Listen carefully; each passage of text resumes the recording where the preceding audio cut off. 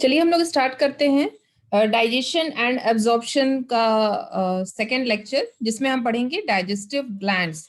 हमने इसके पहले डाइजेस्टिव सिस्टम पढ़ा था कि कौन कौन से पार्ट आते हैं। अब हम डाइजेस्टिव ग्लैंड्स पढ़ेंगे।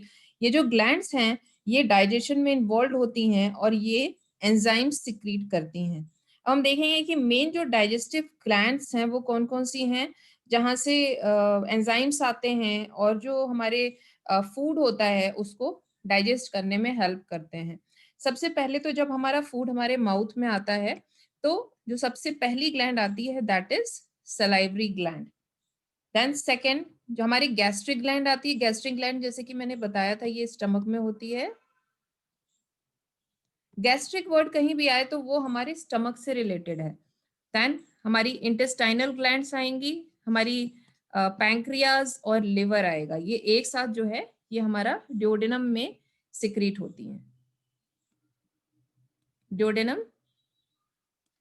पैंक्रियाज भी ड्यूडेनम। आगे आपको क्लियर हो जाएगा कैसे, क्योंकि पैंक्रियाज और लिवर का जो सिक्रीशन है वो एक साथ जो है ड्यूडेनम में ओपन होता है। और ये जो इंटेस्टाइनल ग्लैंड्स हैं ये मेन तो हमारा इसमें ड्यूडेनम आता है, क्योंकि इंटेस्टाइन कहीं भी टर्म यूज हो रहा है तो हमारा स्मॉल इंटेस्टाइन और लार्ज इंटेस्टाइन दोनों से ही होगा। मतलब स्टमक के बाद जितना भी हमारा डाइजेस्टिव सिस्टम वाला पार्ट है, जो हमारा पूरा पैसेज है, दैट इज ऑल इंटेस्टाइन। तो इंटेस्टाइनल ग्लैंड अगर कहीं टर्म यूज हो रहा है तो mostly most of the part comes in duodenum. Remaining जो है थोड़े बहुत पार्ट जो है वो ड्यूडेनम के अलावा जो स्मॉल इंटेस्टाइन का और पार्ट है as well as large intestine में पाई जाएंगी। मेनली जो है हमारा जो डाइजेशन वाला पार्ट है वो ड्यूडेनम है। Main part is duodenum. इसके बाद जैसे हमारा जो स्मॉल इंटेस्टाइन है हमने देखा था कि उसके 3 पार्ट होते हैं, ड्यूडेनम, जेजुनम और इलियम। और लार्ज इंटेस्टाइन जो हमारा आएगा वो हमारा आएगा सीकम, कोलोन और रेक्टम। ठीक है, तो लार्ज इंटेस्टाइन तो मेनली हमारा एब्जॉर्प्शन में आता है। जो स्मॉल इंटेस्टाइन होता है वो क्या करता है, वो एक तरह से उसमें जो है ड्यूडेनम में ही केवल डाइजेशन वाला पार्ट होता है। जो हमारा जेजुनम और इलियम होता है उसमें इतना डाइजेशन का पार्ट नहीं होता है। डाइजेशन इज व्हाट, डाइजेशन में क्या होता है कि हमारा जो हमारा मैक्रोमोलिक्यूल्स हैं या जो सब्सटेंसेस हैं वो बहुत सिंप्लीफाई कर दिए जाते हैं ताकि वो इजीली एब्जॉर्ब हो सके। ठीक है, हम अगर कोई फूड लेते हैं, हम रोटी लेते हैं, हम राइस लेते हैं, तो वो जो है उसके न्यूट्रिएंट्स हमारी बॉडी में, हमारे ब्लड में कैसे जा रहे हैं, हमारे ब्लड में कैसे वो जा रहे हैं। तो ये सोचने वाली बात है कि जब हम वो फूड जब हमने माउथ में लेते हैं तो वो माउथ से ही सारी चीजें, सारा उसका डाइजेशन स्टार्ट हो जाता है। फिर वो धीरे धीरे हमारे ईसोफेगस में जाता है और ईसोफेगस से स्टमक में जाता है। स्टमक ऑब्वियसली हमारा मेन पार्ट है जहाँ पे हमारा डाइजेशन हो रहा है। फिर उसके बाद आता है हमारा ड्यूडेनम, और फिर उसके बाद जो रिमेनिंग इंटेस्टाइन वाला पार्ट है वो मोस्टली हमारा एब्जॉर्प्शन में हेल्पफुल रहता है, डाइजेशन में इतना हेल्पफुल नहीं रहता है। ड्यूडेनम तक वो इजिली डाइजेशन इतने अच्छे से हो जाता है कि वो आगे वो चीजें एब्जॉर्ब हो सके, वो इतनी सिंप्लीफाइड वे में हो गई हैं कि वो एब्जॉर्ब हो जाती हैं। अब हम देखेंगे कि जो जैसे हमने बात की कि सबसे पहले जब फूड माउथ में आता है तो वहां कौन कौन सी ग्लैंड जो हैं वो पाई जाती हैं जो अपना वर्क करती हैं उस फूड पे।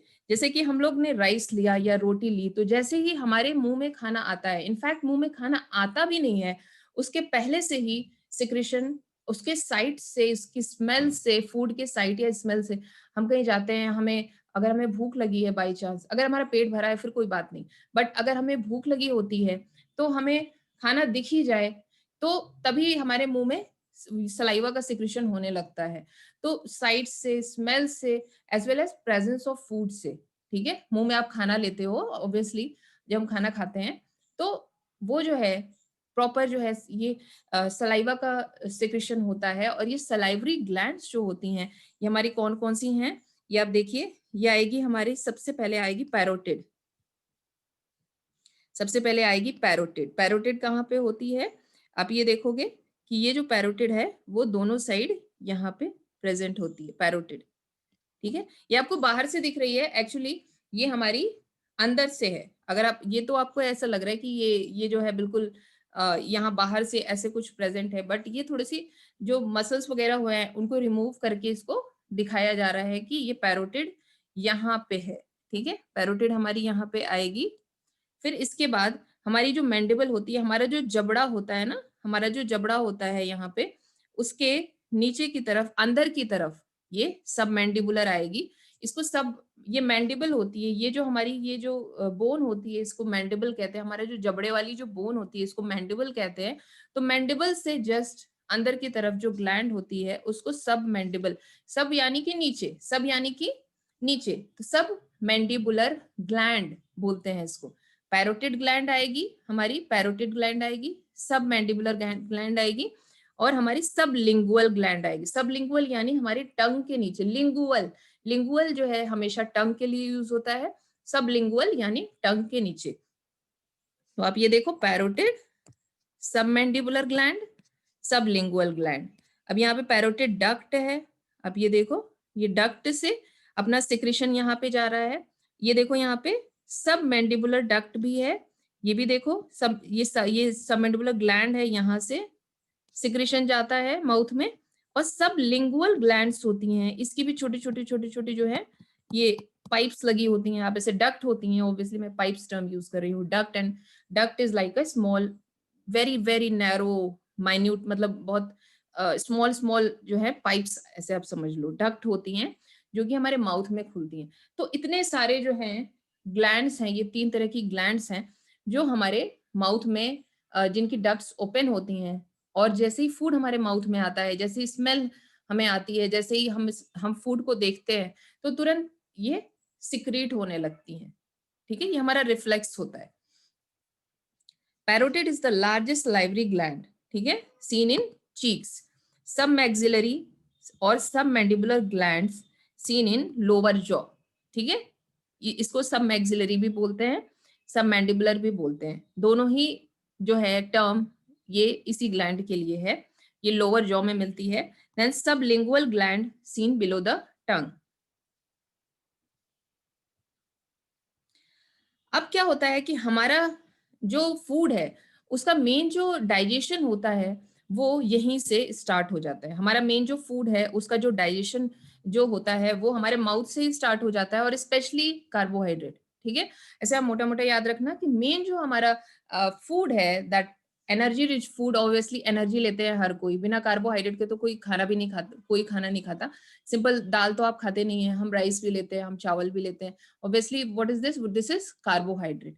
तो कार्बोहाइड्रेट का जो डाइजेशन है वो माउथ से ही स्टार्ट हो जाता है। हमारे सलाइवा में ही कुछ एंजाइम्स होते हैं जो उसके डाइजेशन में हेल्प करने लगते हैं। अब हमारे सलाइवा में क्या क्या है, इसका कंपोजिशन क्या है? Salivary glands secrete saliva. ठीक है, ऑब्वियसली सलाइवरी ग्लैंड क्यों कह रहे हैं, क्योंकि सलाइवा सिक्रीट कर रहा है, saliva is secreted bye salivary gland. ठीक, it contains 99.5% of water.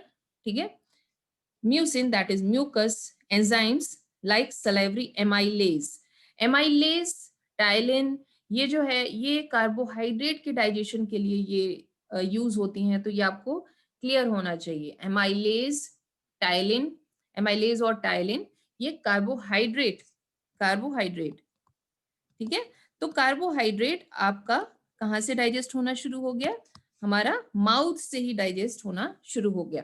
Then lysozyme, lysozyme, lysozyme एक कॉमन टर्म है। लाइसोजाइम जो है, लाइसोजाइम क्या करता है? लाइसोजाइम सिंपल हाइड्रोलिटिक एंजाइम है, ये सिंपल किसी चीज को तोड़ रहा है, लाइसोजाइम। ठीक है, हम लोगों ने हम लोगों ने जब सेल पढ़ा था, ठीक है, तो उसमें भी हमने लाइसोजाइम और ये आपने सुना था वहां पे। तो लाइसोजाइम कहीं भी यूज हो रहा है तो इसका मतलब कि वो किसी चीज को तोड़ने के काम आ रहा है, उसको ब्रेक कर रहा है। ठीक है, lysozyme and electrolytes like sodium, potassium chloride and bicarbonate. अब बाइकार्बोनेट से आपको समझ में आ रहा है कि ये क्या कर रहा है, मीडियम को क्या कर रहा है, जो पीएच है उसको डाउन कर रहा है, वो जो मीडियम है उसको बेसिक कर रहा है।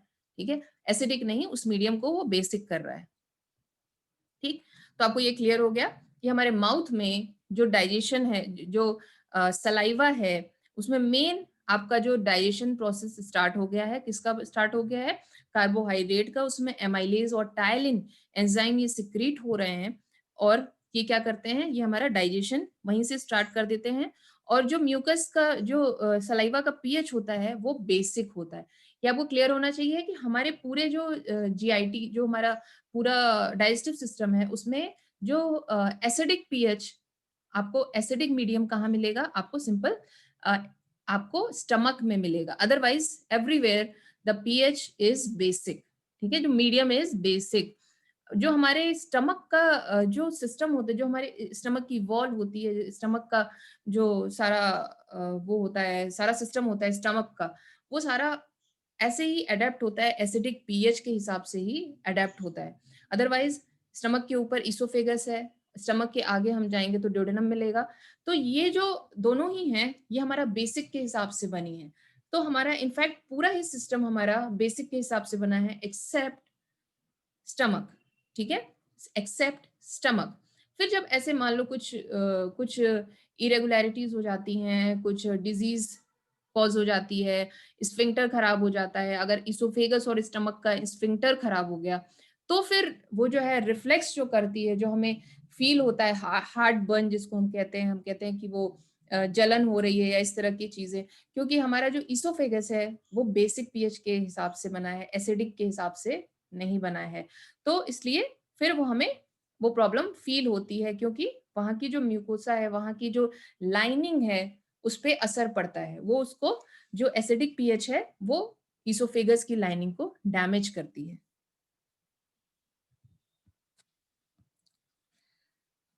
अब अगर हम देखें कि tubular glands found on the inner wall of stomach, अब आप देखोगे कि हमारा जो फूड है, ठीक है, अब हम गैस्ट्रिक ग्लैंड्स पे आ गए, second is gastric glands.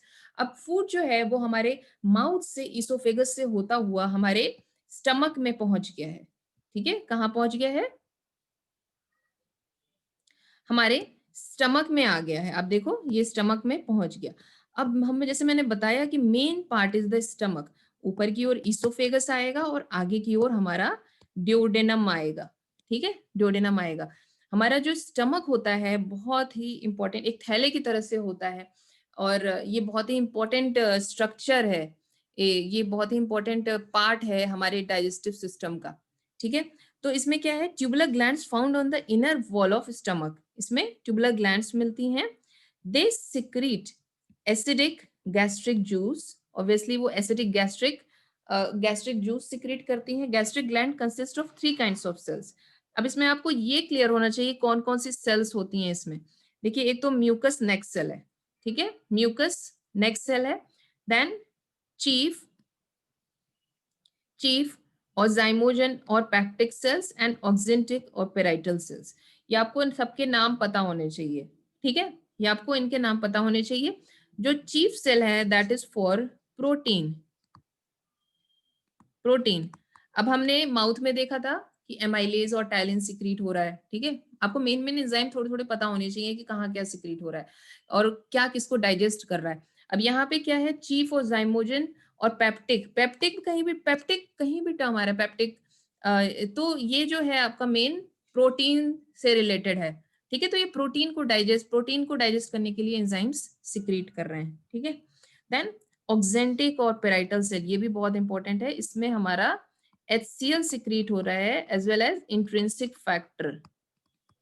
Intrinsic factor ये भी बहुत इंपॉर्टेंट है, HCl as well as intrinsic factor. Intrinsic factor जो है आगे चल के जब हम इंटेस्टाइन पढ़ेंगे तो वहां पे विटामिन B12 के एब्जॉर्प्शन में हेल्प करता है।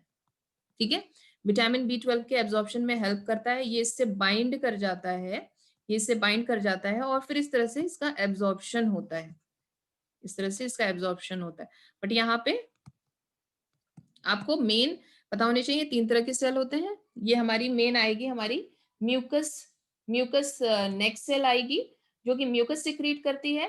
फिर दूसरी आएगी आपकी पेप्टिक और चीफ सेल्स जो कि पेप्सिनोजन सिक्रीट करेगी, जो कि प्रोटीन के एब्जॉर्प्शन में हेल्प करता है।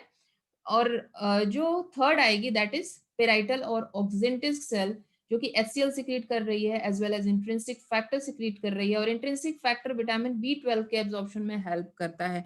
तो बहुत कई बार ऐसा होता है कि जो जिनको बहुत ज्यादा एसिडिटी या मतलब उनकी लाइफ स्टाइल कुछ इस तरह से होती है, तो उनमें B12 की डेफिशिएंसी हो जाती है, क्योंकि फिर उनकी जो स्टमक से प्रॉपर जो है इंट्रिंसिक फैक्टर का सिक्रीशन नहीं हो पाता है, जिससे कि वो B12 एब्जॉर्ब हो सके फूड से।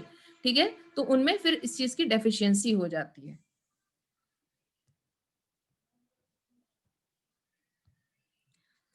देखो अब म्यूकस नेक सेल्स क्या करती हैं, ये म्यूकस सिक्रीट करती हैं।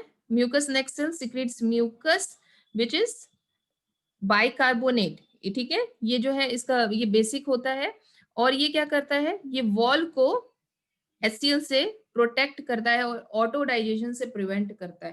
ठीक है, ये सोचने वाली बात है कि ऑब्वियसली हमारा जो हमारा स्टमक है वो ऐसा, ऑब्वियस सी बात है कि ये सारी जो चीजें हैं, ये सारे लाइव सेल्स हैं, जो स्टमक है वो this stomach is lined by live cells, तो ऑब्वियसली वो एसिडिक कैसे, वो कोई डेड सेल्स तो है नहीं कि बाहर एक कॉर्निफाइड लेयर है जो कि उसको प्रोटेक्ट कर रही है। तो उसके पास अपना ही एक सिस्टम है कि उसकी जो म्यूकस नेक सेल्स है वो म्यूकस सिक्रीट कर रही है। तो इस तरह से जो वॉल है वो लाइंड हो जाती है, वॉल जो है पूरी पूरी जो है लाइंड रहती है म्यूकस से, म्यूकस से लाइंड हो जाती है। और जब फूड इससे गुजरता है, जब फूड गुजरता है यहाँ से, और जब HCl सिक्रीट होता है, मान लो पर्पल से, मैंने पर्पल से HCl कर दिया, HCl, तो ये डैमेजिंग नहीं होता है, क्योंकि ऑलरेडी जो है म्यूकस या बाइकार्बोनेट की लाइनिंग जो है जो स्टमक वॉल है उस पे पड़ी हुई है।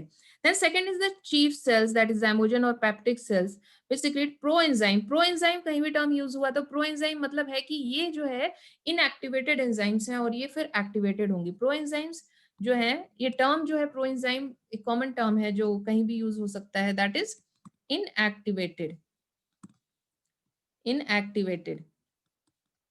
ठीक है, मतलब वो एक्टिवेटेड नहीं है, जब इसको एसिडिक मीडियम मिलेगा तो फिर ये एक्टिवेट हो जाएगी, like pepsinogen, prorennin and lipase and some lipase. ठीक है, तो यहाँ पे पेप्सिनोजन मेन तो आपका पेप्सिनोजन है, रेनिन प्रोरेनिन ये जो है ये इन्फेंट्स में सिक्रेट हुआ है, आपकी बुक में लिखा हुआ है इन्फेंट्स में होता है। और पेप्सिनोजन आप कहीं भी देखोगे जेन करके या प्रो, ठीक है, प्रीफिक्स अगर प्रो लगा है, सफिक्स अगर जेन लगा है, तो दैट इज कि वो इनएक्टिवेटेड है। ठीक है, और वो एक्टिवेटेड किसी किसी पर्टिकुलर मीडियम में किसी चीज के एक्सपोजर से होंगी, तो ऑब्वियसली यहाँ पे एक्सपोजर क्या है, एक्सपोजर HCl है, HCl से फिर ये जो है pepsinogen is converted into pepsin. ठीक है, ऐसे ही हमारा ऑक्जेंटिक और पेराइटल सेल्स हैं जो कि HCl सिक्रीट कर रही हैं, as well as intrinsic factor. इसको कैसल्स इंट्रिंसिक फैक्टर भी बोलते हैं, और इंट्रिंसिक फैक्टर भी आप बोल सकते हो, कैसल्स आप लगा सकते हो। कैसल्स बहुत कॉमन टर्म है, कैसल्स इंट्रिंसिक फैक्टर, कि इसकी डेफिशिएंसी से विटामिन B12 की डेफिशिएंसी हो जाती है। अगर किसी के में अगर स्टमक, अगर GIT कुछ प्रॉब्लम है किसी को, तो ऑब्वियसली उसमें कॉमन डॉक्टर जो है कॉमनली प्रिस्क्राइब करते हैं विटामिन B12, क्योंकि उसमें क्या होती है, एब्जॉर्प्शन प्रॉपर नहीं हो पाता है B12 का, एंड B12 जो है वो बहुत ही जरूरी है हमारी बॉडी के लिए।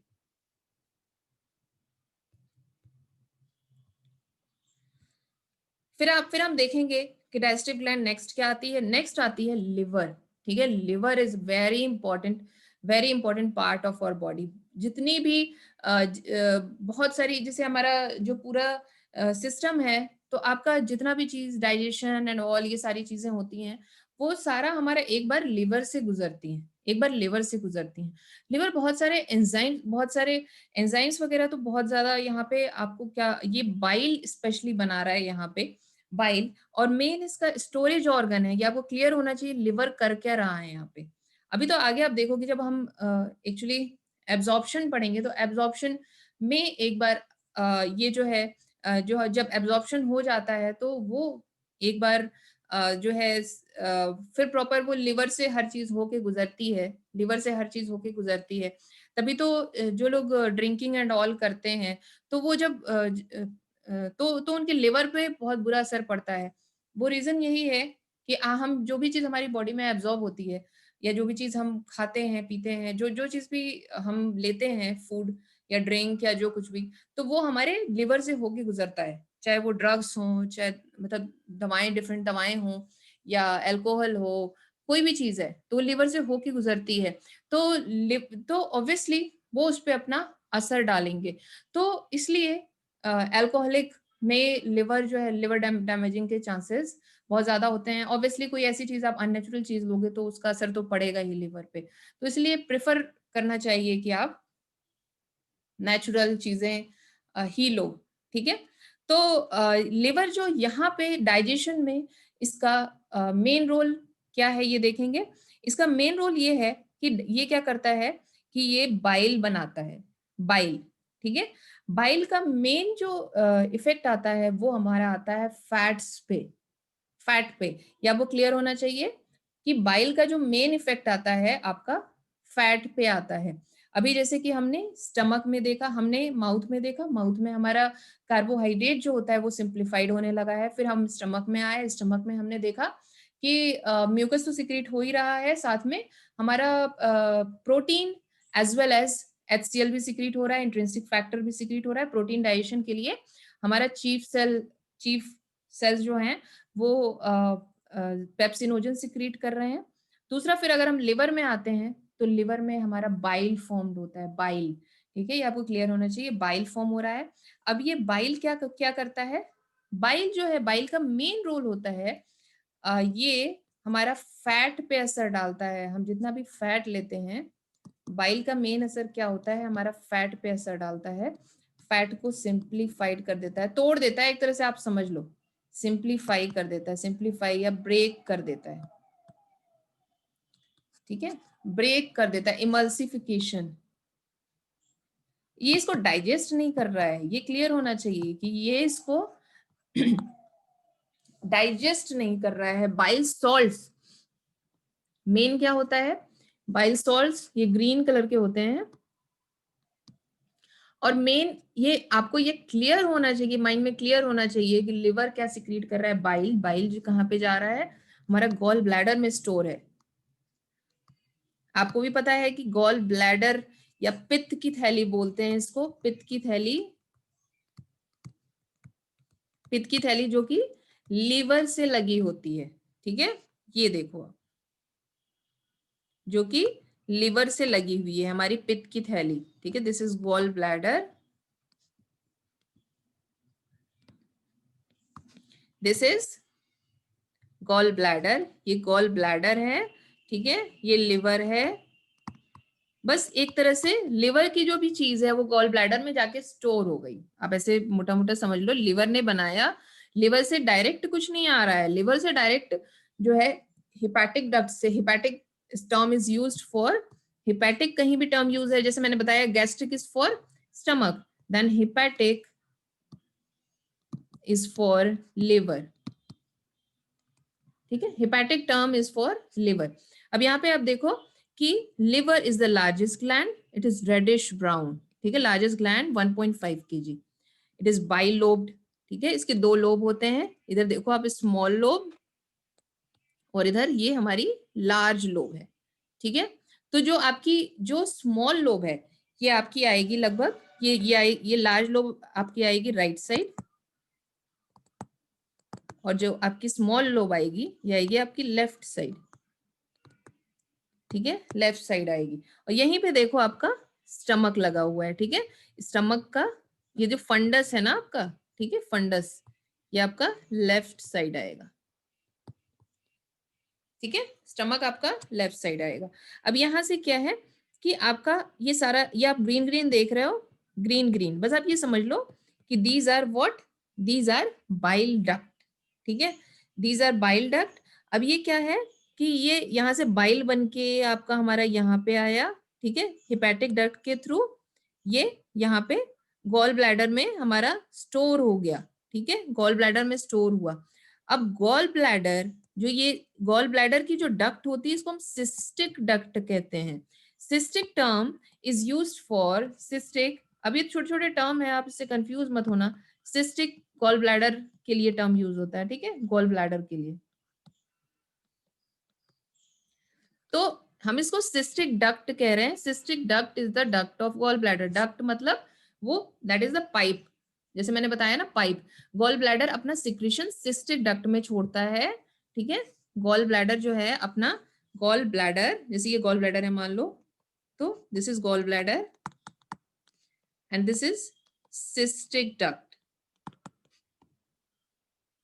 सिस्टिक डक्ट, ठीक है।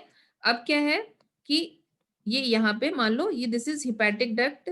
ये जो हमारा लिवर है, लिवर से जो डक्ट आ रही है उसको हिपैटिक डक्ट बोलते हैं।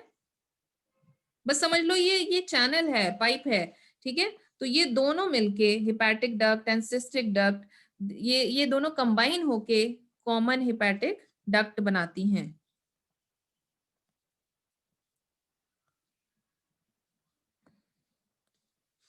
कॉमन हिपैटिक डक्ट, और सॉरी कॉमन हिपैटिक डक्ट या कॉमन बाइल डक्ट बोल सकते हैं इसको, कॉमन बाइल डक्ट बोल सकते हैं, कॉमन बाइल डक्ट, ठीक है, कॉमन बाइल डक्ट। क्योंकि यहाँ पे देखो आप, ये हिपैटिक डक्ट इधर से आया और यहाँ से गॉल ब्लैडर का सिक्रीशन आया, ये दोनों मिलके कॉमन बाइल डक्ट बना रहे हैं। पहले हम इसको पढ़ लेते हैं। This is the largest gland, that is 1.5 kg, reddish brown. It is bilobed, large right lobe, small left lobe. ये मैंने बता दिया आपको। Each lobe is formed by structural and functional unit called hepatic lobule. ठीक है, hepatic lobule यहाँ पे क्या है, ये देखिए आपको दिख रहा है। Hepatic lobule is nothing but small cells. ये देखो आपको ये छोटी छोटी ये cells दिखाई दे रही हैं। We are calling it hepatic lobule. यहाँ पे एक सेंट्रल वेन है, यहाँ पे एक सेंट्रल वेन है। ये एक्चुअली टोटल कंबाइंड लुक अगर हम देखें तो इस तरह से आता है आपका, ठीक है, कि यहाँ पे कॉर्नर्स पे आपका वेन, आर्टरी और बाइल डक्ट, यहाँ पे when, artery, bile duct, when, artery, bile duct, when, artery, bile duct, when, artery, bile duct, इस तरह से ये लगी होती हैं। 1 2 3 4 5 6, मतलब एक हेक्सागन जैसा। यहाँ पे भी आप देखो 1 2 3 4 5 6, हेक्सागन जैसा एक स्ट्रक्चर सा बन जाता है, और इसको हम हिपैटिक लोब्यूल बोलते हैं, ठीक है। अब इसमें क्या है, ये हिपैटोसाइट्स होती हैं, यहाँ पे आप देखो हिपैटोसाइट्स होती हैं, ये इस तरह से लगी होती हैं। A lobule has many hepatic cells arranged as a cords around the central vein. अब यहाँ पे देखो आप, सेंट्रल वेन है, दिस इज सेंट्रल वेन, बीच में यहाँ पे भी आप देख रहे हो सेंट्रल वेन है, और इसके देखो चारों तरफ कॉर्ड की तरह, कॉर्ड इज नथिंग, मतलब सिंपल कॉर्ड लाइक, मतलब पाइप लाइक, ठीक है। एक सिंपल लंबाई में आप ऐसे समझ सकते हो, लंबाई में देखो इस तरह से कॉर्ड लाइक, रेज लाइक ऐसे निकल रही हैं, ठीक है, रेज लाइक ऐसे निकल रही हैं। आप इसे बहुत डीप में मत जाना, आपको बस थोड़ा आइडिया होना चाहिए। A lobule has many hepatic cell arranged as cord around the central vein. They secrete alkaline bile juice.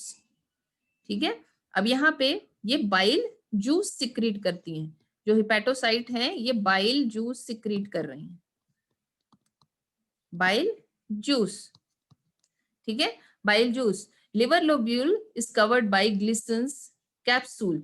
अब ये देखो यहाँ पे जो कनेक्टिव टिश्यू एपिथेलियम है, दैट इज ग्लिसन्स कैप्सूल। तो ऐसे एक टेक्सचर सा बना होता है, एक पूरा एक अगर आप ऐसे देखो तो आप हनी कोम्ब अपीयरेंस आता है, जैसे मधुमक्खी का छत्ता, ठीक है। तो एक प्रॉपर एक टेक्सचर रहता है इसका, और ये ग्लिसन्स कैप्सूल जो है कनेक्टिव टिश्यू है, जिसकी वजह से इसको प्रॉपर एक शेप मिलता है, ठीक है, एक शेप मिलता है।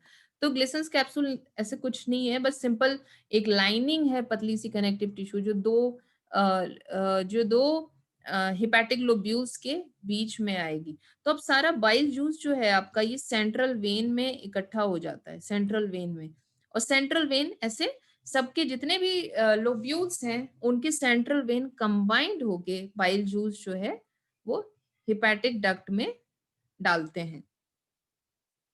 अब देखो आप इसको कैसे है, यहाँ पे देखो, अब देखो यहाँ पे bile transport from liver to duodenum कैसे होता है बाइल ट्रांसपोर्ट।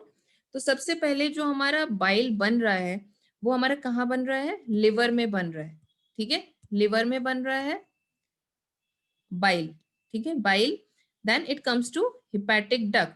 जैसे कि मैंने बताया कि सेंट्रल वेन में आया, सेंट्रल वेन ऑब्वियसली थोड़ा लोअर साइड हो जाएगा, सेंट्रल वेन से आपका आएगा हिपैटिक डक्ट। ये हम बाइल की बात कर रहे हैं, bile, central vein, hepatic duct. अब हिपैटिक डक्ट जो है ये हमारी, ये कहाँ जाएगी, ये हमारी गॉल ब्लैडर। देखो आप यहाँ पे, ये हिपैटिक डक्ट है, ये हिपैटिक डक्ट आ रही हैं, ये हिपैटिक डक्ट आ रही हैं।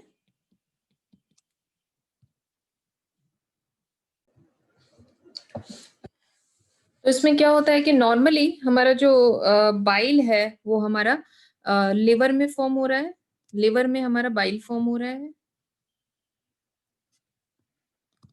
लिवर में बाइल फॉर्म हो रहा है, और ये बाइल जो है हमारा गॉल ब्लैडर में स्टोर हो जाता है, गॉल ब्लैडर में स्टोर होके स्टोरेज एंड ये इसको कॉन्सेंट्रेट करता है, स्टोरेज प्लस कॉन्सेंट्रेटेड करता है, कॉन्सेंट्रेटेड, ठीक है। तो ये हमारा जो बाइल है वो लिवर में जो हमारा गॉल ब्लैडर है उसमें स्टोर होके और उसको प्रॉपर जो है उसको कॉन्सेंट्रेटेड फॉर्म में करता है। नॉर्मली क्या होता है कि जब फूड जो है, जब हम कोई खाना खाते हैं और स्पेशली उसमें फैट होता है, तो फैट के लिए हमेशा जो है बाइल सॉल्ट्स की जरूरत पड़ती है। तो ये बाइल सॉल्ट्स कहाँ से आते हैं, ये हमारे गॉल ब्लैडर से आते हैं। तो आपको ये चीज क्लियर होनी चाहिए कि जब हम खाना खाते हैं तो इससे आप कंफ्यूज मत होना कि आपका गॉल ब्लैडर ही एक्ट करेगा, आपका लिवर भी एक्ट करता है। ऑब्वियसली जिस क्वांटिटी में आप फैट लोगे उसको उस क्वांटिटी में जो है हमारा गॉल ब्लैडर कॉन्ट्रैक्ट करेगा, गॉल ब्लैडर अगर कॉन्ट्रैक्ट करेगा तो यहाँ से जो है बाइल सॉल्ट्स आएंगे और आपका जो आपका फैट है उसको इमल्सिफाई करेंगे, ठीक है। इसके साथ ही हमारा जो बाइल है, बाइल जूस है, वो हमारा कॉमन हिपैटिक डक्ट से, कॉमन हिपैटिक डक्ट हम क्यों कॉमन हिपैटिक डक्ट क्यों कह रहे हैं, कॉमन कॉमन यानी कि अब दो चीजें मिल गई हैं और एक बना दिया है इन्होंने, तो कॉमन हो गई हैं। Like left and right hepatic duct, this is left hepatic duct, this is right hepatic duct. तो ये दोनों मिलके कॉमन हिपैटिक डक्ट बनाई। ये कॉमन हिपैटिक डक्ट हमारी आई, ये सिस्टिक डक्ट से मिली, ठीक है, सिस्टिक डक्ट से मिली तो इसने बनाया CBD. That is CBD is very common term which is used in medical. तो कॉमन बाइल डक्ट, ठीक है, कॉमन बाइल डक्ट मतलब बाइल यहाँ से भी आ रहा है, बाइल यहाँ से भी आ रहा है, तो we are using the word common bile duct for this passage. अब ये जो कॉमन बाइल डक्ट ये आगे गया तो इसमें हमारा जो पैंक्रियाटिक डक्ट है, ठीक है, जो पैंक्रियाटिक डक्ट है पैंक्रियास से आ रहा है, क्योंकि यहाँ पे हमारे तीन चीजें खुलेंगी, हमारे लिवर से आ रहा है, हमारे गॉल ब्लैडर से बाइल आ रहा है, हमारे पैंक्रियास से एंजाइम्स आ रहे हैं। तो ये तीनों मिलके एक साथ कॉमन हिपैटो पैंक्रियाटिक डक्ट बनाते हैं, कॉमन हिपैटोपैंक्रियाटिक डक्ट बनाते हैं जो कि डिओडेनम में खुलता है। जैसे कि मैंने बताया कि मेन जो हमारा डाइजेशन होता है वो हमारा डिओडेनम में होता है। तो यहाँ पे आप देखो हमारा बाइल बना, बाइल का हिपैटिक डक्ट में आया, hepatic duct left and right hepatic duct means the common bile duct. फिर उसके बाद ये हमारा गॉल ब्लैडर, गॉल ब्लैडर में आया, गॉल ब्लैडर में स्टोर होता है, ठीक है, गॉल ब्लैडर में स्टोर होता है। और जब हम खाना खाते हैं तो एक टोटल कंबाइन हमारे पास बाइल जूस आता है, थोड़ा बहुत जो उस मोमेंट पे जब हम खाना खाते हैं तो हमारा लिवर भी थोड़ा बाइल बना रहा होता है, तो वो भी आता है, एज वेल एज जो बाइल स्टोर है गॉल ब्लैडर में depends on how much quantity of fat we are eating. The gall bladder also contracts and releases the bile juice which comes through common bile duct, common bile duct मतलब gall bladder, और gall bladder contract तब करेगा जब हम fatty food ले रहे हैं, ठीक है, फैटी फूड ले रहे हैं। अदरवाइज नॉर्मल जब हम खाना खाते हैं तो मेन हमारा जो बाइल जूस है वो हमारा लिवर से इतना काम चल जाता है। बट आप कोई फैटी फूड खा रहे हैं तो वो आपका गॉल ब्लैडर भी कॉन्ट्रैक्ट कर रहा है और वो हमें बाइल सॉल्ट्स वगैरह दे रहा है, क्योंकि उसके जो बाइल सॉल्ट्स हैं वो हमारे जो फैट है उसको इमल्सिफाई करने में, उसको तोड़ने में और फिर उसके प्रॉपर डाइजेशन में। आप खुद ही सोचो, एक ऑयल होता है, आप कहीं पे ऑयल रखते हो तो वो ऐसे फैल जाता है बिल्कुल, तो उसको जो है प्रॉपर पकड़ना, पकड़ के रखना और कि वो एब्जॉर्ब हो, ये सारी चीजें हो, तो उसमें क्या है कि बाइल सॉल्ट्स की जरूरत पड़ती है, हमें सॉल्ट्स की जरूरत पड़ती है। तो ये जो है ये काम करता है हमारा गॉल ब्लैडर। तो गॉल ब्लैडर उस मोमेंट पे बहुत ज्यादा क्वांटिटी में हमें बाइल सॉल्ट्स प्रोवाइड करता है, जिससे वो इजिली फैट जो है वो डाइजेस्ट हो सके। फिर उसके बाद जब आप नीचे आओगे, कॉमन बाइल डक्ट जब नीचे आता है तो उसमें पैंक्रियाटिक डक्ट भी जुड़ जाती है। अब ये अगर जुड़ गई तो ये हमारा बन गया कॉमन हिपैटो पैंक्रियाटिक डक्ट। अब इसको हम कॉमन हिपैटो पैंक्रियाटिक डक्ट क्यों कह रहे हैं, आई थिंक आपको ये क्लियर हो गया, क्योंकि वो जो डक्ट है वो लिवर से आ रही है एज वेल एज उसने पैंक्रियाज के डक्ट को भी ले लिया है, तो इसलिए हम उसको कॉमन हिपैटो पैंक्रियाटिक डक्ट कह रहे हैं और ये हमारी ड्यूडेनम में खुल रही है। तो ये आपको क्लियर होना चाहिए। ये बेसिक चीजें हैं, बेसिक टर्म्स हैं जो यूज होते हैं हमारे जीआईटी में, तो ये आपको क्लियर होने चाहिए। फिर आप यहाँ पे देखोगे कि ये जो है हमारा कॉमन हिपैटो पैंक्रियाटिक डक्ट, इसको इसके जो स्फिंक्टर होता है इसको स्फिंक्टर ऑफ ओडाई भी बोलते हैं। स्फिंक्टर ऑफ ओडाई यहाँ टर्म यूज है, ये स्फिंक्टर होता है। ये सारे स्फिंक्टर होते हैं, जब जरूरत होती है ये तभी रिलीज होते हैं जब, क्योंकि हमारे हमारी बॉडी में हर तरफ नर्व्स होती हैं, हमारी हमारी जो डाइजेस्टिव सिस्टम है हर तरफ, ये इसमें एक नर्वस सिस्टम भी काम करता है और कुछ हॉर्मोन्स भी काम करते हैं। अभी जो जिसकी डिटेलिंग आपकी बुक में नहीं है, आपकी बुक में सिंपल एक लाइन में बताया गया है कि nervous system as well as hormonal system also takes part in this digestion process. क्योंकि जब फूड हमारा कहीं पहुंचता है, ऑब्वियसली जब हमारा फूड स्टमक में है तो भी कहीं से नर्वस सिस्टम हमारा आगे की चीजों को तैयार कर रहा होता है, हमारे लिवर को तैयार कर रहा होता है कि अब तुम तैयार हो जाओ, तुम्हें बाइल सिक्रीट करना है, गॉल ब्लैडर को तैयार कर रहा होता है। तो ये एक नर्वस सिस्टम होता है, आगे की चीजें जो है वो कैसे तैयार हो जा रही हैं, क्योंकि नर्व्स जो है वो उसको कमांड दे रही हैं कि अब आप तैयार हो जाओ। ठीक है, as well as hormonal system भी है, कुछ हार्मोन्स भी सिक्रेट होते हैं जो कि यहाँ पे नहीं दिए हुए हैं, और बट आपको इतनी डिटेल में नहीं जाना है, अगर आगे आएगा तो हम उसको देखेंगे। बट आपको ये पता होना चाहिए कि हम केवल एंजाइम्स पढ़ रहे हैं और थोड़ा बेसिक चीजें उसके बारे में पढ़ रहे हैं, but other system are also working in this, like hormonal system as well as nervous system. ठीक है, जब हमारा फूड जो है हमारे जीआईटी में, हमारे जो गैस्ट्रोइंटेस्टाइनल ट्रैक्ट है, जैसे कि हमारा जो हमारा इसोफेगस है, हमारा माउथ है, हमारा इसोफेगस है, हमारे माउथ में ही जैसे फूड आता है तो ऑब्वियसली जो आगे का पैसेज है वो उस चीज के लिए तैयार हो जाता है कि आगे हमें जो है जो हमारा इसोफेगस है उसका अपर स्फिंक्टर रिलैक्स करना है, लोअर स्फिंक्टर को कॉन्ट्रैक्ट करके रखना है। जब फूड जो है वो इसोफेगस में आ जाता है तो हमारा लोअर जो इसोफेगस गैस्ट्रो इसोफेजियल जंक्शन है वो कैसे रिलैक्स हो जाता है। तो ये सारा सिस्टम जो है एक अलग से भी एक चीज चलती है, दैट इज हार्मोनल और नर्वस रिफ्लेक्सेस आल्सो, ये सिस्टम भी साथ में चलते रहते हैं। ठीक है, तो वो आगे की चीजों को तैयार करते हैं।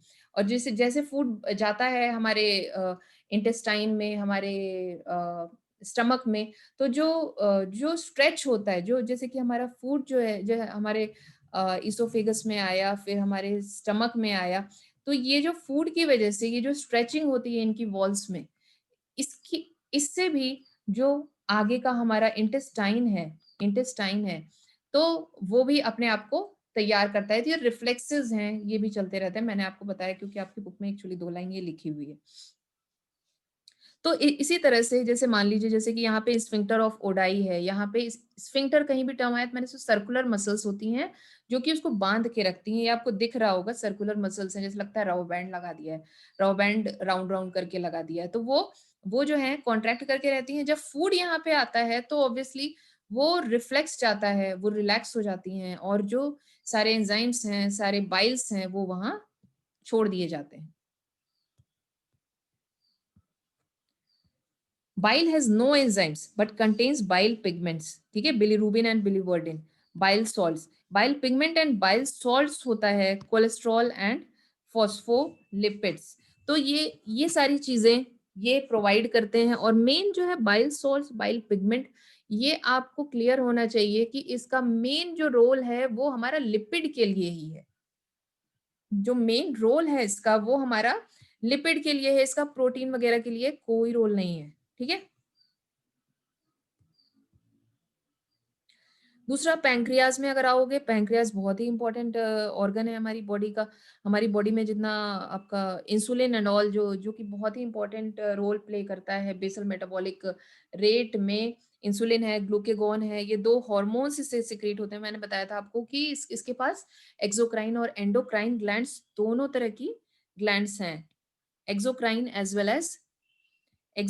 Well as endocrine. ठीक है। तो इसके पास दोनों तरह की ग्लैंड है।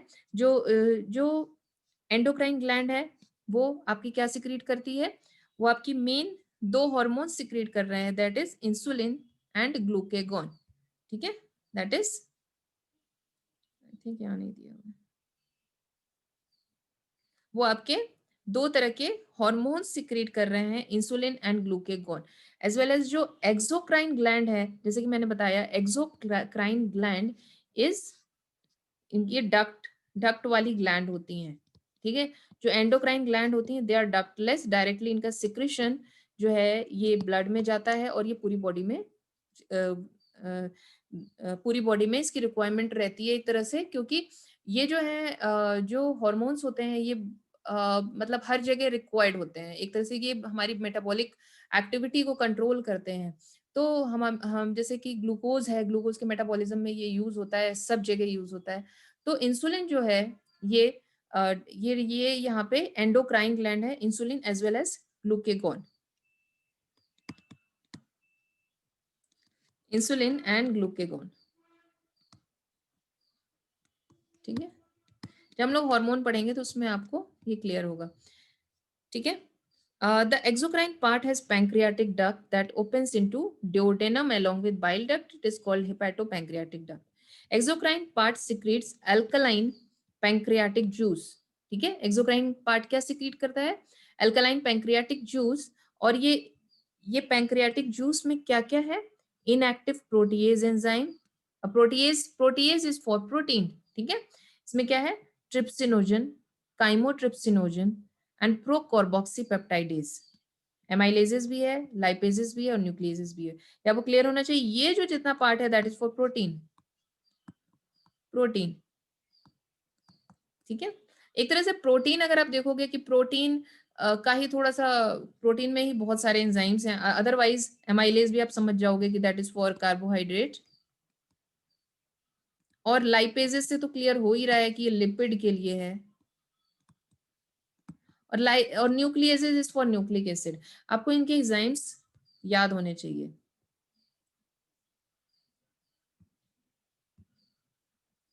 अब देखो यहाँ पे इसमें जो इंटेस्टाइनल ग्लैंड्स में जो ग्लैंड्स होती हैं दैट इज क्रिप्स ऑफ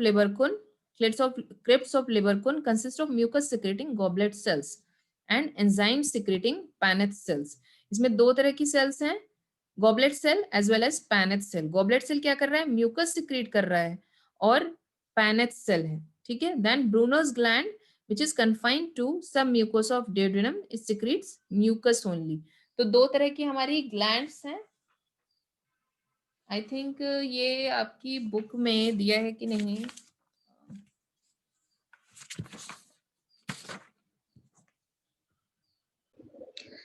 ठीक है। ये हमें दिया हुआ है कि इसमें जो है जो एंजाइम्स जो ग्लैंड्स होती हैं that is crypts of Lieberkuhn, crypts of Lieberkuhn, जिसमें हमारी गॉबलेट सेल है।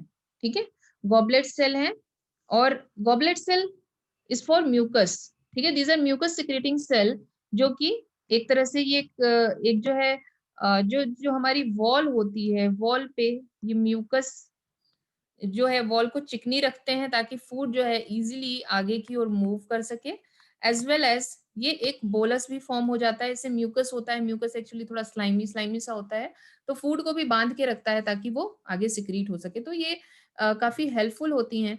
एज वेल एज हमारा जो फूड है वो हमारी जो हमारा ड्यूडेनम है ये काफी काफी तरह से ये हेल्प करता है। म्यूकस जो होता है ना, म्यूकस ये एक्चुअली जो लेयर बना रहा है दैट इज प्रोटेक्टिव ऑल्सो, क्योंकि हमारा जो ड्यूडेनम है that is just after the stomach, और स्टमक का मीडियम होता है एसिडिक, और acidic medium is always harmful for duodenum as well as oesophagus. तो इसलिए फिर इनकी वॉल में ये म्यूकस की लेयर होती है, ताकि एक प्रोटेक्टिव लेयर बना के, जैसे हम जाड़े में हम क्रीम लगा के रहते हैं ताकि ड्राइनेस ना हो, वो एक लेयर बनी रहती है जिससे डिहाइड्रेशन नहीं होता है। तो ऐसे ही म्यूकस की लेयर ये बना के रखते हैं ताकि जो फूड इनसे गुजरे वो इनके वॉल के टच में ना आए, क्योंकि म्यूकस की एक स्लाइमी लेयर है। तो we call it crypts of Lieberkuhn. इसमें गॉबलेट सेल्स हैं और पैनेथ सेल्स हैं, ठीक है। फिर आएंगे हमारी Brunner's which is confined to submucosa duodenum which secrete mucus only, ठीक है। हमने पढ़ा था mucosa, mucosa is the innermost lining. जैसे मान लीजिए ये आपकी सबसे ऊपर सबसे अंदर वाली लेयर है, इसके जस्ट ऊपर जो लेयर आएगी दैट इज सब mucosa, this is mucosa. Mucosa वो लेयर है जिसमें फूड जो है वो कांटेक्ट में, जिसके कांटेक्ट में फूड है, ठीक है, दैट इज म्यूकोसा। तो म्यूकोसा के जस्ट बाहर जो लेयर है उसको हम कहेंगे सब म्यूकोसा, ठीक है।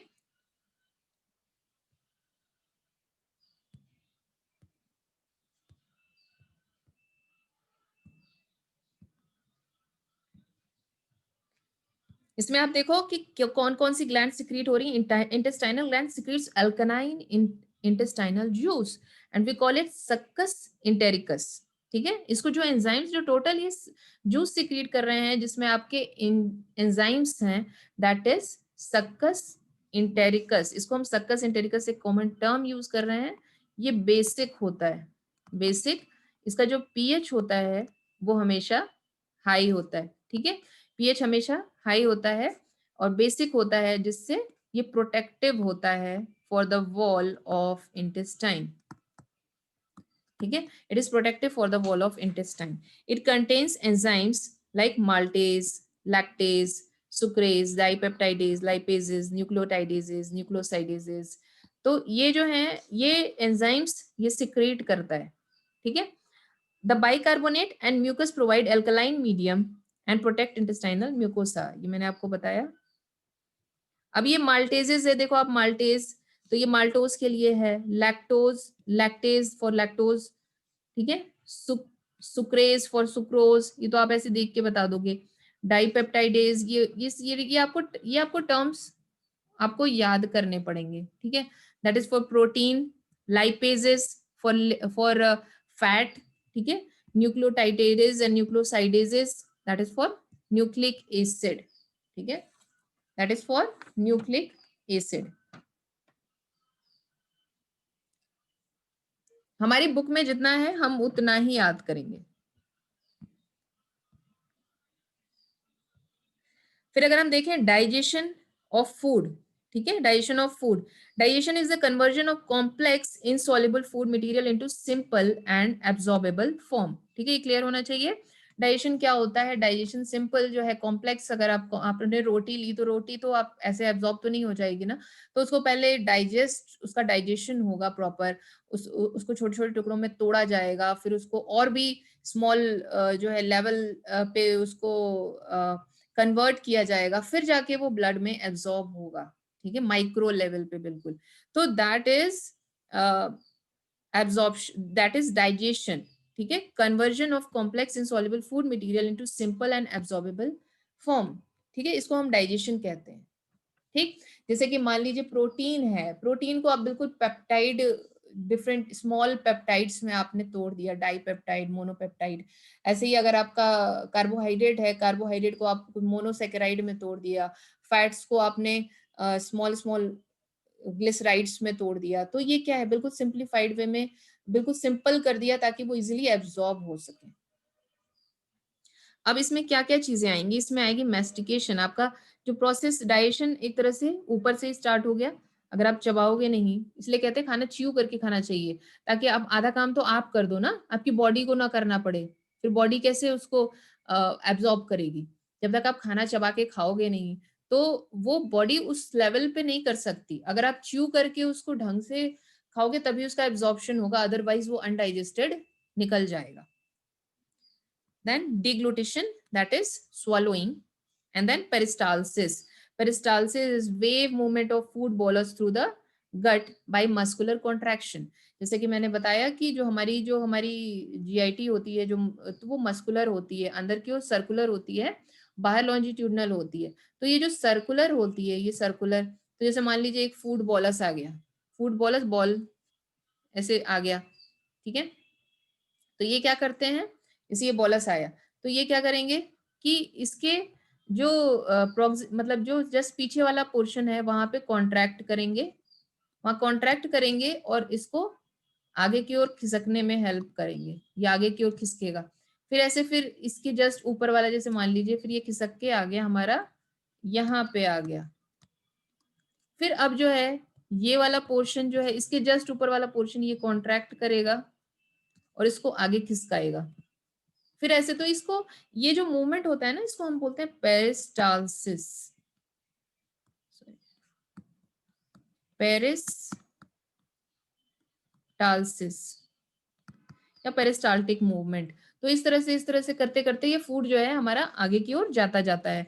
मतलब ये जो आगे वाला पोर्शन है ये रिलैक्स कर रहा है और ये पीछे वाला पोर्शन कॉन्ट्रैक्ट कर रहा है. ठीक है, कॉन्ट्रैक्ट कर रहा है, दबा रहा है, आगे का रिलैक्स कर रहा है, जगह दी जा रही है कि जाओ.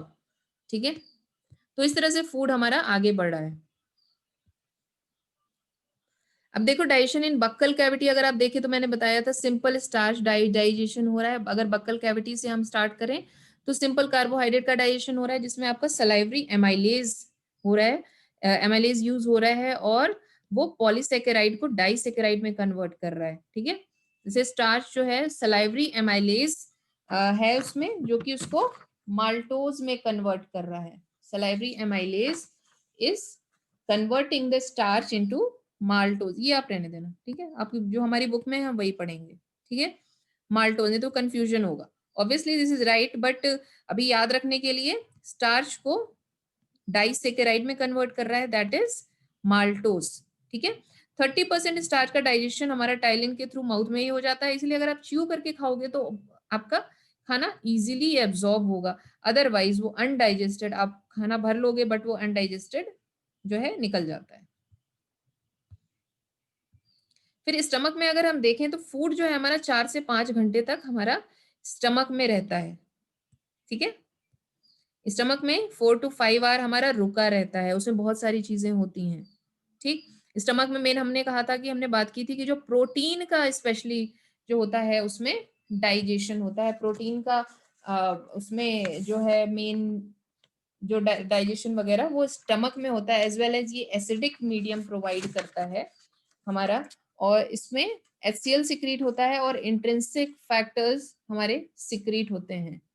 ठीक, तो इसमें क्या है कि ये गैस्ट्रिक जूस जो यहाँ से निकलता है स्टमक से, तो ये क्या करता है कि ये जो स्टमक है हमारा, इसमें चर्निंग होती है. चर्निंग मतलब जैसे आप समझ लो कि कोई पैकेट है या बलून है, या आप पैकेट समझ लो, तो उसमें जो है वो मिक्सी की तरह से, वो थोड़ा मतलब मिक्सी की तरह से भी नहीं, इतना तेजी से नहीं, बट ऑब्वियसली वो इस तरह से वो मिक्स करता है, वो ऐसे मूवमेंट करता है, जिससे चर्निंग मूवमेंट बोलते हैं. It is mixed with gastric juice by churning movements and is converted into acidic. मतलब एक तरह से वो मिल जा रहा है खाना उसी में by the movement of stomach. तो इसको हम कहते हैं काइम. इस फूड को ये जो फूड जो आपका इसोफेगस से आया है, food is mixed with acid by churning. बस ऐसे समझ लो आप, मोटा मोटा ये समझ सकते हो, जैसे आप मिक्सचर चलाते हो उससे ऑब्वियसली काफी लो लेवल का जो मूवमेंट है उसके थ्रू जो है फूड जो है वो बिल्कुल पतला कर दिया जाता है, and we are calling it chyme. अब फूड यहाँ पे बिल्कुल पतला हो चुका है. ठीक है, फूड बिल्कुल पतला हो चुका है. अब उसमें एसिड भी डाल दिया गया, तो एसिड क्या करेगा, फूड को और गला देगा, फूड को गला देगा. ठीक है, तो वो बहुत ही सिंप्लीफाइड हो गया. एज वेल एज यहाँ पे पेप्सिनोजन सिक्रीट हुआ है, चीफ सेल ने पेप्सिनोजन सिक्रीट किया है. Pepsinogen is secreted by chief cells. ठीक है, चीफ सेल्स इन स्टमक. तो ये इनएक्टिव फॉर्म में है। HCl के प्रेजेंस में ये पेप्सिन में पेप्सिनोजन जो है ये पेप्सिन में, जो कि एक्टिव फॉर्म ऑफ पेप्सिनोजन है, उसमें कन्वर्ट हो रहा है। और फिर ये क्या कर रहा है, ये पेप्सिन जो है प्रोटीन को प्रोटियोजेज और पेप्टोन्स दैट इज पेप्टाइड में कन्वर्ट कर रहा है। अब अगर हम देखें तो इन्फेंट्स में भी क्या करता है, इन्फेंट्स में प्रोरेनिन होता है। प्रोरेनिन इज इनएक्टिव फॉर्म, जो कि HCl के प्रेजेंस में रेनिन में कन्वर्ट हो रहा है। Prorenin is converted into renin in presence of HCl। ठीक है। The gastric lipase hydrolyses a small amount of, अब गैस्ट्रिक लाइपेज भी सिक्रीट हो रहा है जो कि बहुत लोअर लेवल पे वर्क कर रहा है। ठीक है, इतना हाई लेवल पे वर्क नहीं कर रहा है। मेन हमारा जो यहाँ पे काम क्या हुआ, मेन एसिडिक मीडियम प्रोवाइड हुआ जिससे कि काइम बन गया है, एज वेल एज प्रोटीन का डाइजेशन हो रहा है। ठीक है, आपको क्लियर होना चाहिए, काइम बन गया है और प्रोटीन का डाइजेशन हो रहा है। अब हमारा जो फूड है वो कहाँ जाएगा, अब हमारा फूड आएगा small intestine that is duodenum. तो जो हमारा मेन जो डाइजेशन हो रहा है दैट इज इन ड्यूोडेनम। ठीक है, जो हमारा फूड जो है 4 से 5 घंटे स्टमक में पड़ा हुआ था, स्टमक में जो हमारा 4 से 5 घंटे फूड पड़ा हुआ था, that is to convert the food into chyme. ठीक है, because of the mixing of food with HCl। अब हमारा फूड कहाँ आ गया है, अब हमारा फूड आ गया है ड्यूोडेनम में। अब ड्यूोडेनम में क्या हो रहा है कि chyme is mixed with bile juice, pancreatic juice and intestinal juice that is succus entericus। अब यहाँ पे देखो, मैं हम लोगों ने बात की थी बाइल जूस। बाइल जूस कहाँ से आ रहा है, liver as well as pancreas से, sorry liver and gall bladder, liver plus gall bladder. ये क्या कर रहा है, ये हमारे लिपिड यानी कि फैट के इमल्सिफिकेशन में हेल्प कर रहे हैं। ठीक है, वो इमल्सिफाई कर रहा है, उसको तोड़ रहा है, क्योंकि लिपिड कुछ ऐसी चीज होती है जिसको ऑब्वियसली समेटना बड़ा मुश्किल होता है। तो ये उनको तोड़ रहे हैं ताकि वो इजीली डाइजेस्ट हो सके। अब ये तोड़ने का काम कर रहे हैं, फिर एंजाइम्स आएंगे, वो उनको सिंप्लीफाई, उनको सिंपल फॉर्म में कन्वर्ट करेंगे। ये इनको सिंपल तोड़ने का काम कर रहे हैं, and the term used here is emulsification of fat.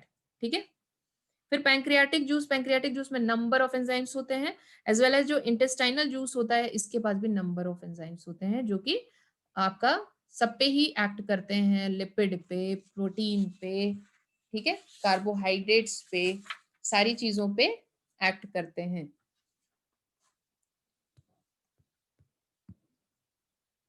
अब एक्शन ऑफ बाइल क्या है, इससे देखो आपको चीजें क्लियर हो जाएंगी कि एक्शन ऑफ बाइल क्या काम कर रहा है। हमारा बाइल क्या कर रहा है कि हमारा ये जो फैट ग्लोब्यूल है, ठीक है, इसमें क्या कर रहा है, ये हमारा एक बाइल सॉल्ट है। Bile salt, the outer is hydrophilic, अंदर इज हाइड्रोफोबिक।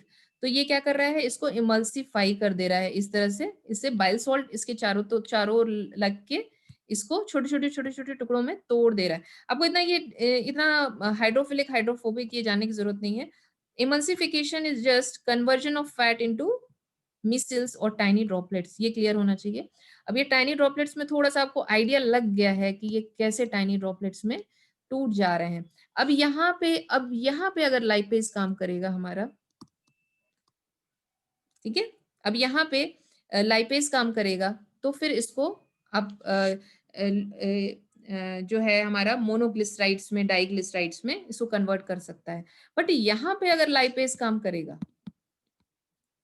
तो फिर पॉसिबल नहीं है। ठीक है, क्योंकि ये बहुत मतलब एक शीट सी बनी रहती है जिस पे लाइपेज का एक्शन पॉसिबल नहीं है। अगर ये बाइल सॉल्ट उसको तोड़ देते हैं तब लाइपेज का एक्शन पॉसिबल होता है। इसलिए आप देखोगे कि हमारा जो मेन जो फैट का डाइजेशन है, फैट का डाइजेशन मेन हमारा ड्यूोडेनम में ही हो रहा है। हमारे स्टमक में भी बहुत माइक्रो लेवल पर हुआ था, स्टमक में ऑब्वियसली थोड़ा बहुत तो स्टार्ट हो जाता है, बट जो है मेन जो हमारा फैट का, स्पेशली जो मेन हमारे स्टमक में प्रोटीन का था और कार्बोहाइड्रेट का, जैसे हमने पढ़ा कि माउथ से स्टार्ट हो गया था, बट हमारा लिपिड का जो मेन डाइजेशन है वो हमारा स्मॉल इंटेस्टाइन से स्टार्ट हो गया है।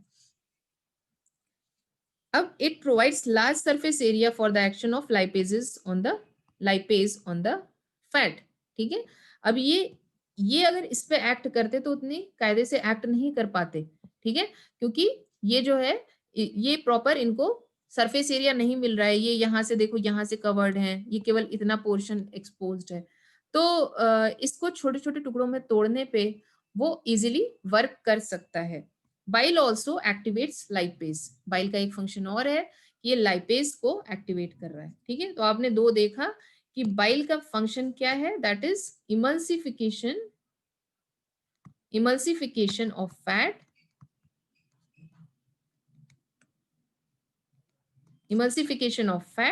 as well as activation of lipase।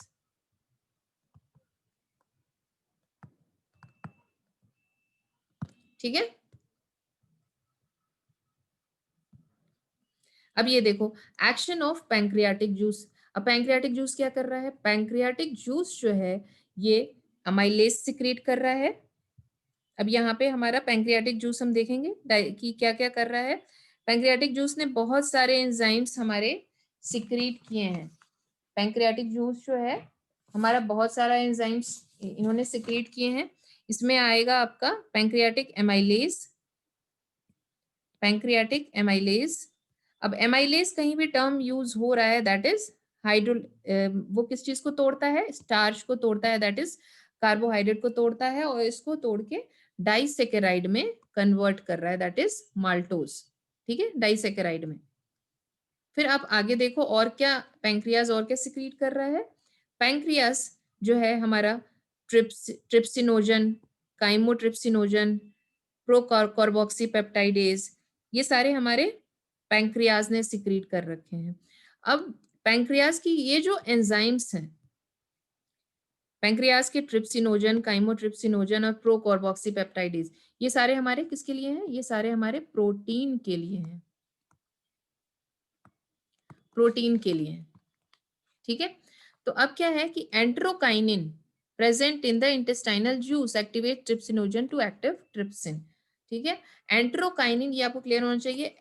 Pancreas तो अपने एंजाइम्स लेकर आ रहा है, लेकिन उसको वो इनएक्टिवेटेड है, और वो एक्टिवेशन उसको ट्रिगर कहाँ से मिल रहा है? एंटेरोकाइनिन से, जो कि हमारा कहाँ है? एंटेरोकाइनिन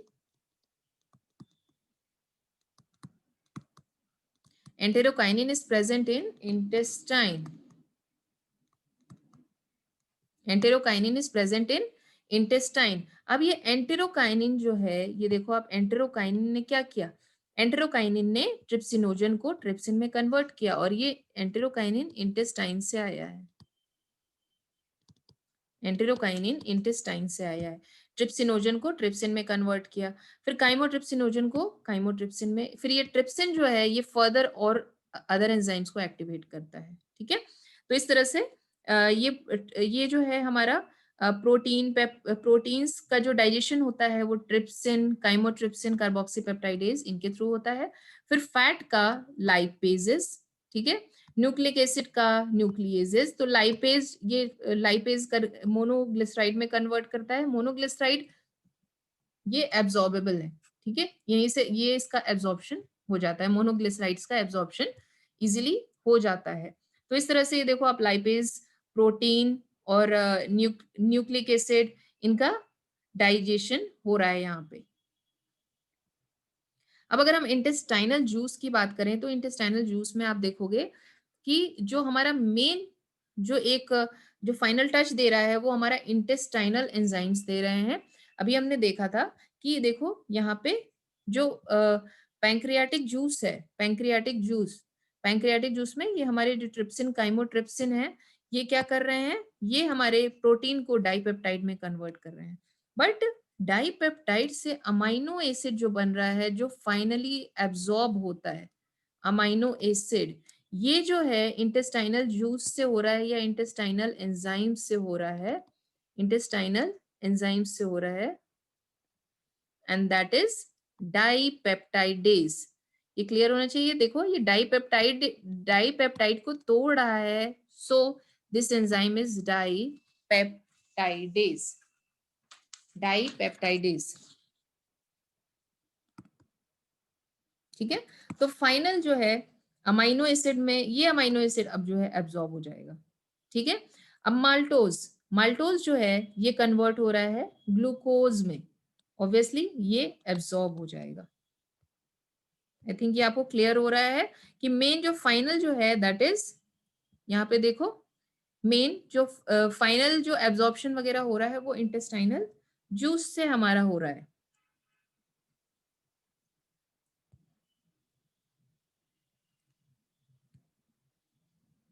ये देखेंगे अमाइनो एसिड से हो गया डाइपेप्टाइडेज के थ्रू।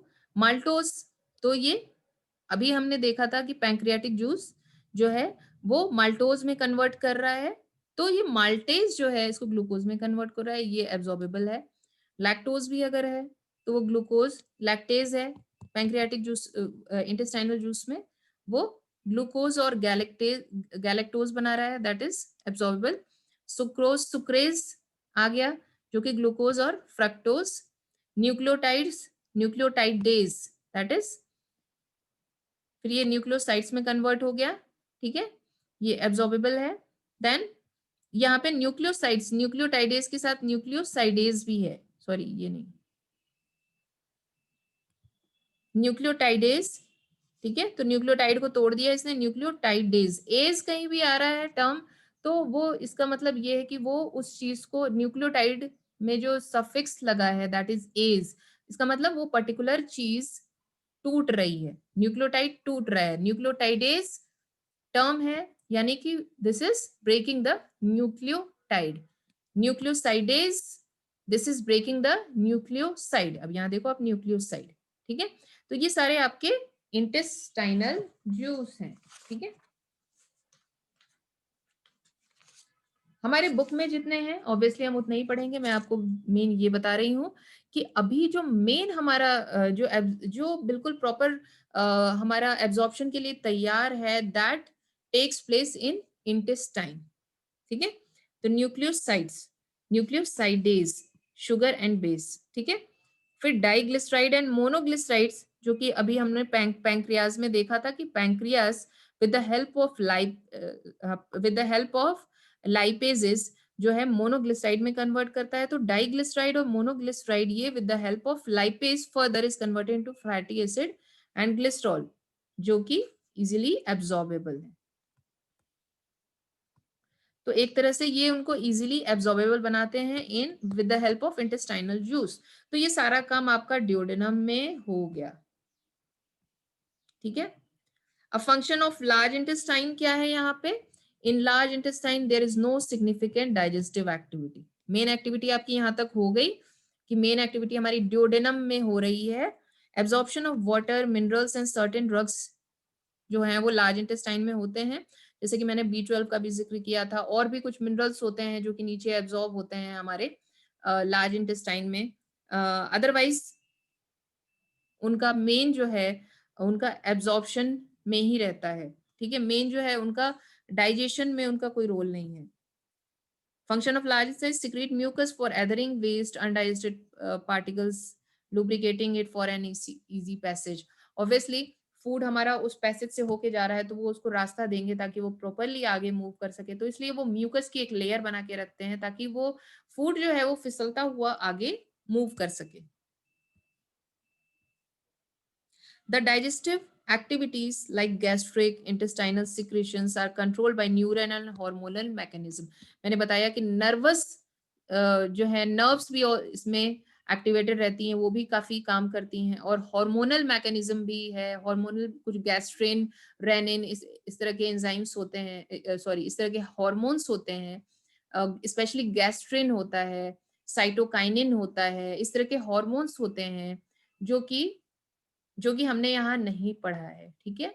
गैस्ट्रिन, ये जो हॉर्मोन्स होते हैं ये आपके इसमें यहाँ इतनी डिटेलिंग नहीं हमने पढ़ी है, ऑब्वियसली जब MBBS में आप इसकी थोड़ी डिटेल स्टडी करोगे। तो न्यूरल भी होता है और हार्मोनल भी होता है, जैसे कि मैंने बताया कि जब फूड जाता है हमारे फूड पैसेज में तो जो वॉल की स्ट्रेचिंग होती है तो वो एक तरह से आगे की और नर्व्स जो है आगे के जो पार्ट हैं उनको तैयार कर देती है कि पीछे से फूड आ रहा है।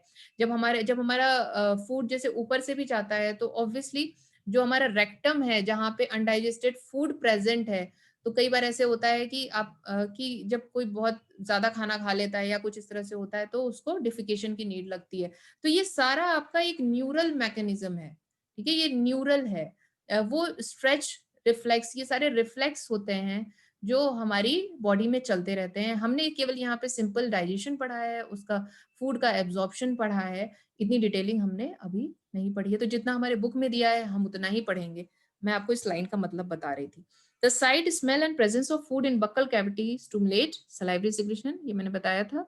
Gastric and intestinal mucosa secrete digestive hormones. ये जो गैस्ट्रिन हार्मोन मैं बता रही हूँ, ये हमारे ये स्टमक से सिक्रीट होता है। तो ये डाइजेस्टिव हार्मोन्स भी सिक्रीट करते हैं। जो जो हमारी इंटेस्टाइनल म्यूकोसा होता है वो साइटोकाइनिन एक हार्मोन होता है, वो सिक्रीट करती है। और वो क्या करती है, वो हमारे गॉल ब्लैडर वगैरह को कॉन्ट्रैक्ट करने में हेल्प करता है। बट आपको इतना डिटेल नहीं जानना है, आपको सिंपल ये जो हमें जितना बताया गया है हमारे बुक में, हमें उतना ही पढ़ना है। एब्जॉर्प्शन हम नेक्स्ट लेक्चर में पढ़ेंगे और फिर इसके बाद हम आगे का चैप्टर कंटिन्यू करेंगे।